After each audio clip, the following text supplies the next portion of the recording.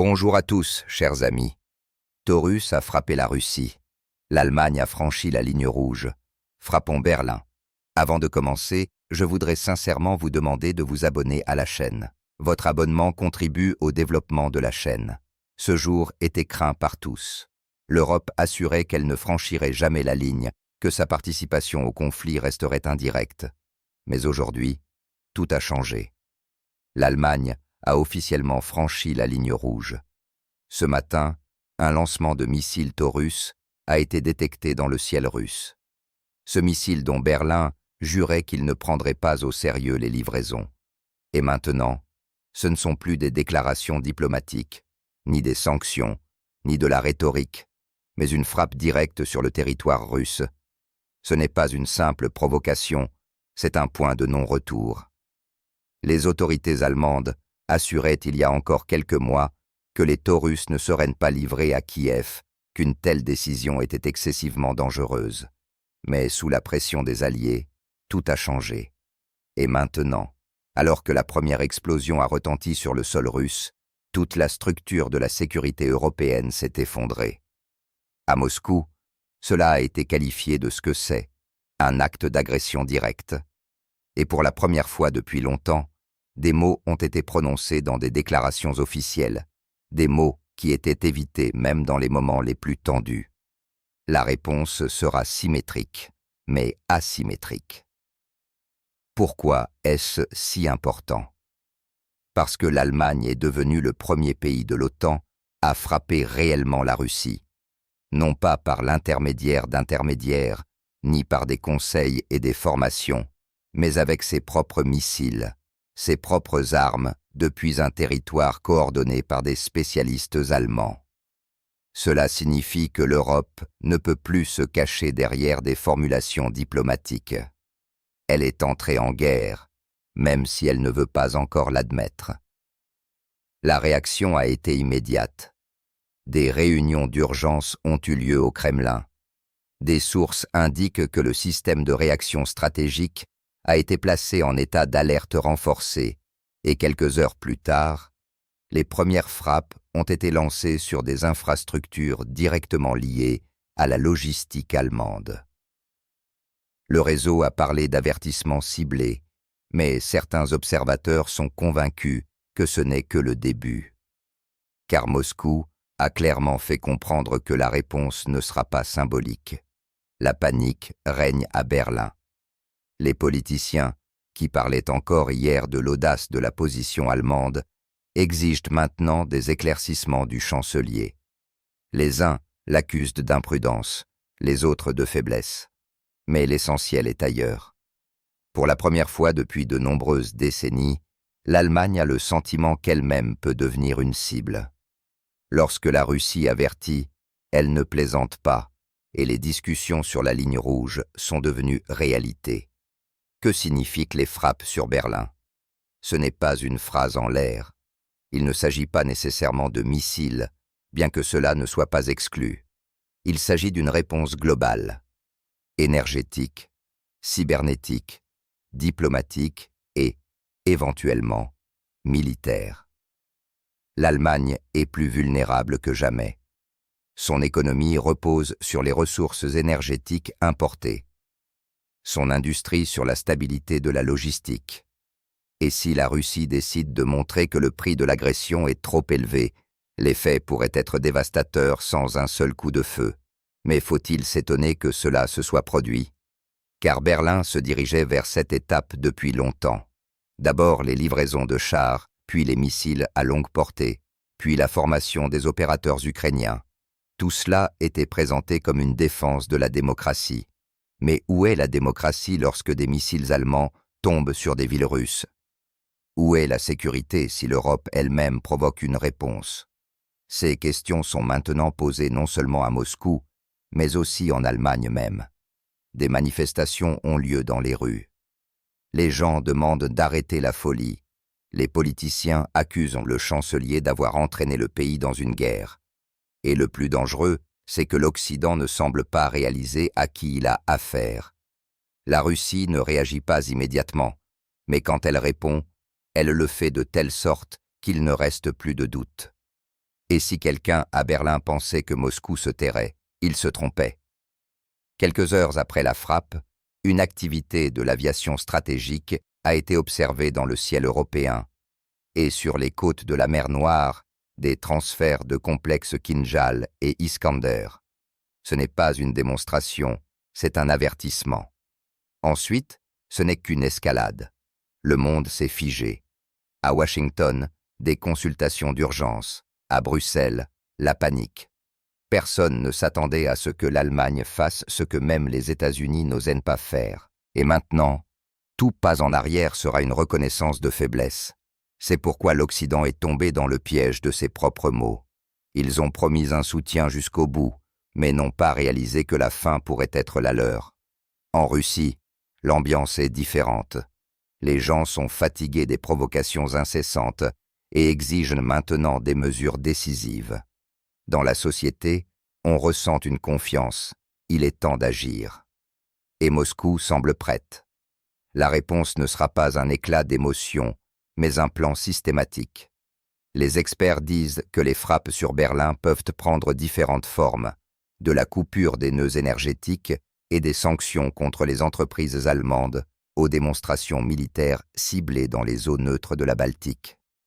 Tout dépendra de si l'Allemagne comprend qu'elle a franchi une limite. Mais le plus effrayant pour l'Europe, ce ne sont pas les éventuelles frappes, mais la prise de conscience que le monde habituel n'existe plus. Tout ce qui a été construit pendant des décennies, la confiance, la diplomatie, les accords, s'est effondré en une seule nuit. Et à ce moment-là, l'Allemagne s'est retrouvée à nouveau dans le rôle qu'elle craignait tant, un pays entraîné dans une guerre qu'elle ne peut pas contrôler. Qui a poussé Berlin à cette étape? Certains parlent de la pression des États-Unis, d'autres de la faiblesse intérieure du pouvoir allemand, qui cherche à prouver sa loyauté envers ses alliés. Mais au final, tout s'est résumé au fait que l'Allemagne a été la première à franchir la ligne, et maintenant elle-même est devenue vulnérable. L'histoire semble se répéter. Seulement cette fois, les frappes pourraient arriver non pas dans des décennies, mais dans quelques heures.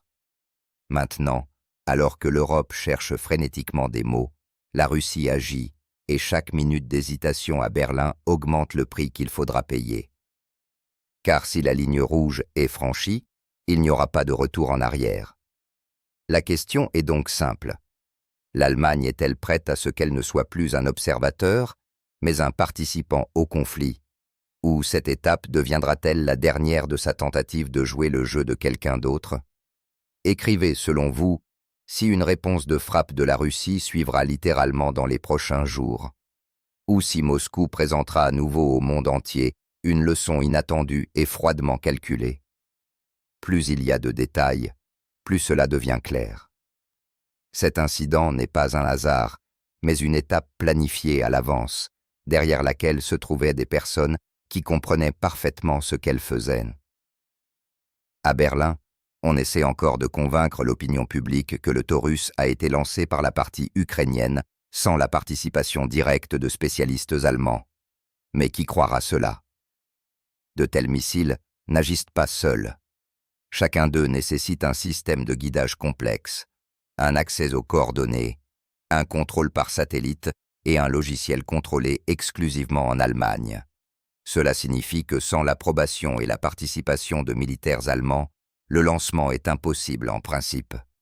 C'est pourquoi Moscou a perçu ce qui s'est passé non pas comme une provocation de Kiev, mais comme un acte d'agression de la part de l'Allemagne. Et cela change tout, car il ne s'agit plus d'une opération militaire, mais d'une confrontation directe entre deux États dont l'un appartient au bloc de l'OTAN. Pour la première fois depuis la Seconde Guerre mondiale, des armes allemandes ont frappé le sol russe. Ce n'est pas qu'un symbole tragique, c'est un tournant historique. À Berlin, on le comprend. Le chancelier, dit-on, a passé la nuit dans le bunker de l'Office fédéral de la sécurité.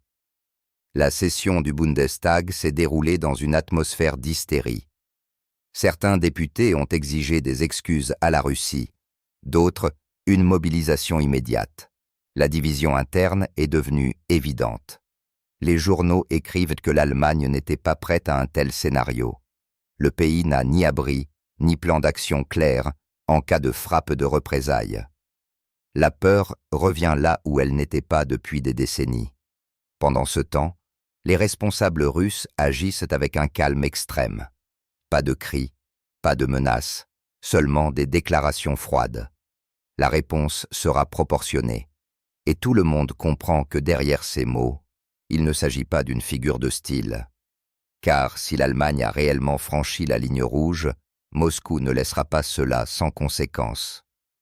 Déjà maintenant, les experts parlent de cyberopérations possibles, capables de paralyser le système bancaire et les réseaux énergétiques de l'Europe. Rappelez-vous comment des villes entières ont été instantanément privées d'électricité après des attaques contre des infrastructures. Et si maintenant un scénario similaire touche Berlin, les conséquences seront catastrophiques. Mais derrière ce drame militaire et politique se cache quelque chose de plus. La faillite morale de l'Europe. Car c'est précisément l'Allemagne qui a joué pendant des années le rôle de voix de la raison, convainquant ses voisins de ne pas permettre un conflit ouvert. Maintenant, elle-même en est devenue le catalyseur. Et ce bouleversement de conscience a déjà commencé. Des rassemblements contre la participation du pays à la guerre ont lieu dans les villes allemandes. Les gens portent des pancartes avec l'inscription « Ne répétez pas 1941 ». Les vieilles peurs reviennent et on ne peut pas y échapper. La Russie, elle, fait ce qu'elle sait faire, observer, analyser, se préparer. Et lorsque la frappe suivra, elle ne sera pas spontanée, mais calculée. Peut-être que ce ne seront pas des missiles, mais des mesures qui frapperont au cœur même de la puissance allemande. L'économie, la logistique, la réputation. Car pour détruire un système, il n'est pas toujours nécessaire de détruire les murs. Il suffit parfois de montrer au monde que le roi est nu. Et maintenant, tous les regards sont tournés vers Moscou. Que va-t-elle faire? Comment va-t-elle répondre? Sera-ce une frappe en miroir ou une démonstration d'une nouvelle stratégie?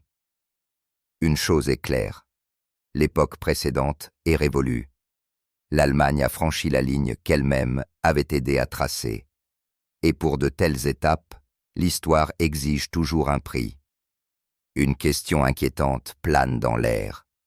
Où et quand retentira la première vraie réponse? Et Berlin sentira-t-elle que les lignes rouges ne sont pas une métaphore, mais un avertissement qu'il ne fallait pas ignorer? Monsieur